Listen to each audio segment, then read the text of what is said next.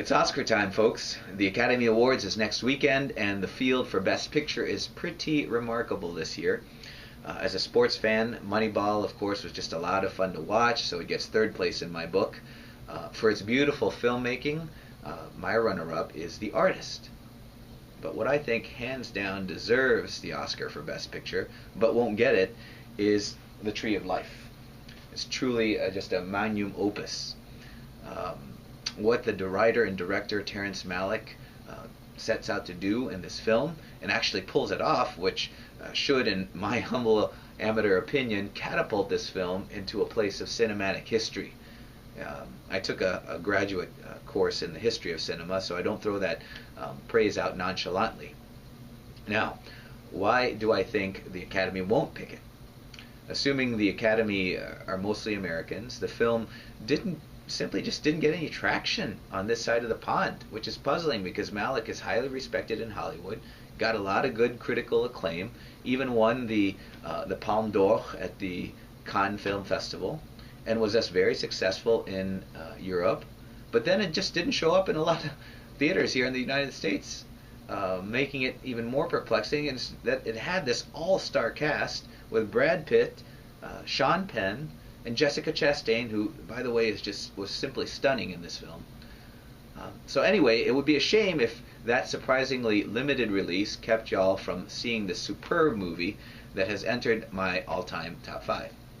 So that's why I'm doing this video, not only to encourage friends to watch this masterpiece, but also to describe to you the very beginning of the film, because I think understanding what's going on there is so crucial to understanding and appreciating the entire rest of the film. Otherwise, you may think it boring, like a lot of critics who just didn't know what to make of it. Another reason why it might not win. So, my first and foremost tip, since it's not in theaters anymore, is to be sure you watch this on a big screen, right? And in a place that's totally dark and totally quiet. In a place where you're not going to be disturbed for the entire film. And try to watch it when you're in a particularly contemplative mood, ready to think about life rather than relax from it for over 2 hours. But in doing so, I think you'll get something even better than being entertained, and that's being invited to enter into this wonder and awe at the mystery of life. When I first watched this film, I just had to look further into the person who could create such a great work.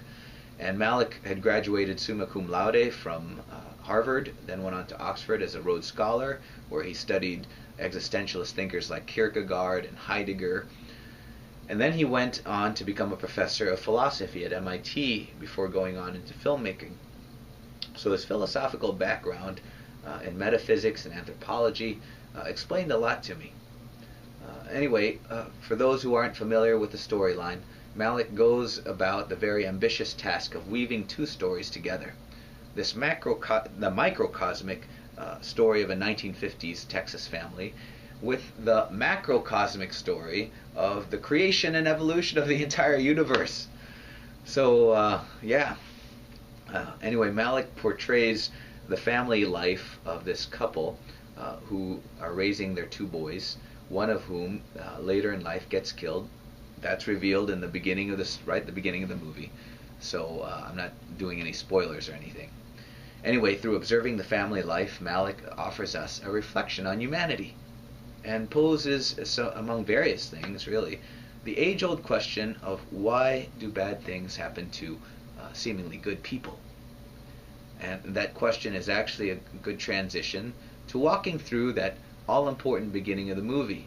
I want to point out just 3 things that will help you, I believe, appreciate this film, all of which happens in the first 4 minutes of the movie.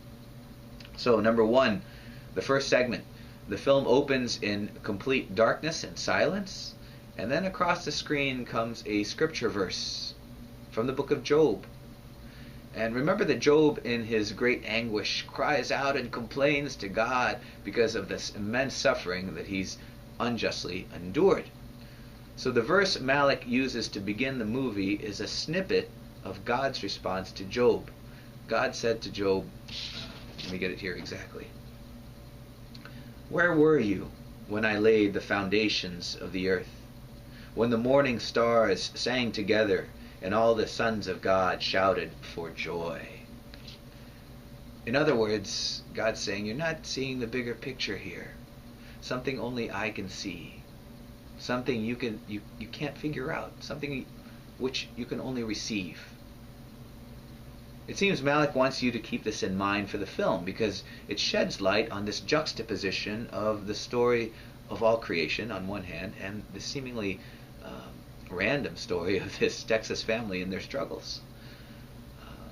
So in one of the various ways this film can be seen, the movie can be interpreted as a kind of modern day Job story. Now on to the second thing I'd like to point out. The holy words from Job fade away, and then on the screen appears this ethereal flame, an ancient symbol of the divine presence. And as you gaze upon this mystical flame, you hear a whisper.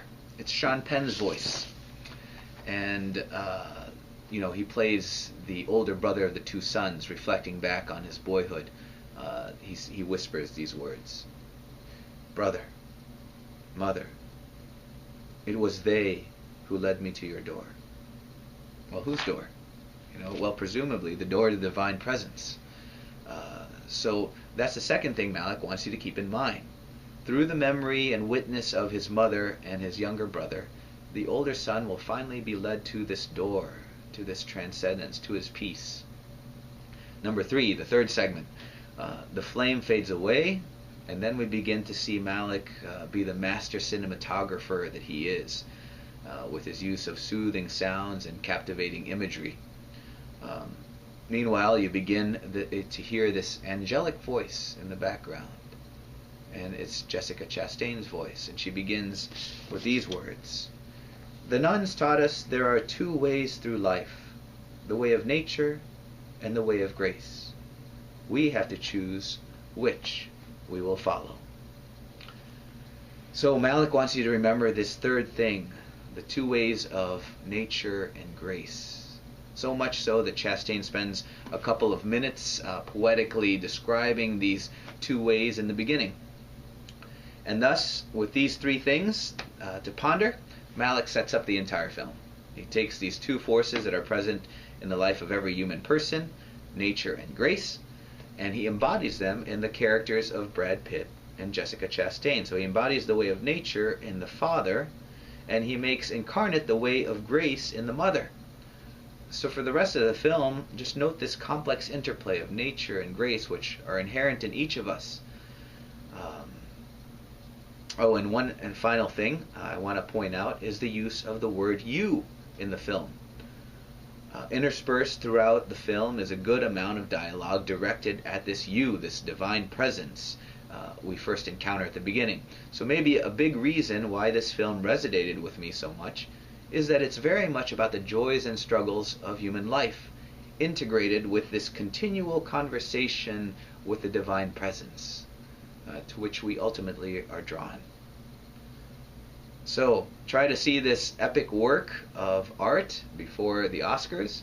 I got even more out of it the second time I watched it. I think you will too. So enjoy the film, The Tree of Life, and tell me what you think.